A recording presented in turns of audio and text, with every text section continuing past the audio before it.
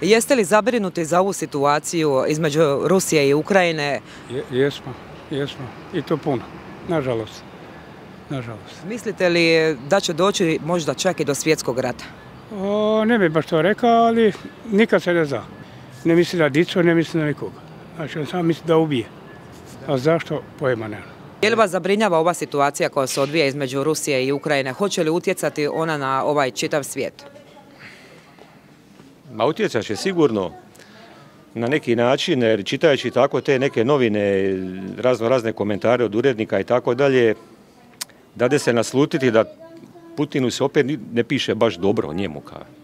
Ali ja mislim da u toj cijeloj priči opet će nasadati taj neki ruski narod. Kao što se i ovdje dešavalo kroz povijest, tako i Ukrajini se dešava, tako će se desiti obično ruskom čovjeku. Nekom momku koji je ušao tamo u tenk i koji je, ne znajući di ide, odvelo ga na neku tamo granicu da kažu, evo, došla si sad tu i gotov čin, nema odstupanja. Tako da mene s te strane... Na koji povijesni dio vas ovo asocira sve što se događa? Na koji povijesni dio? Pa imamo sad rat koji se desija kod nas prije, jel? Još uvijek frižak, još uvijek je nama u sićanju. Kako to sve skupa se dešavalo i kako su mediji sve skupa to odigrali. Znači, mediji su odigrali onako kako je u tom trenutku nekome tribalo. Jel? A opet su na kraju nastradali običan mali čovjek odavde i neki mali čovjek tamo s druge bande. Tako da, ne znam, ja nisam nikad bio neki militarista, nisam nikad volio te ratove, uvijek sam te neke ratove doživljavao da se dešava nekim tamo drugim narodima i kad sam gledao to preko televizije, to je nekako meni djelovalo ki neka dičija igra. A kada smo to dobili ovdje na svoju kožu, da smo vidjeli da to baš nije tako. Jel? Samo normalno, kada si mlad, imaš osjećaj da si neranjiv, da si fantom, da si veliki blek i neki ostali junaci. Jel? A kad ideš stariji malo i zreliji, onda vidiš da je to stvarno besmisleno.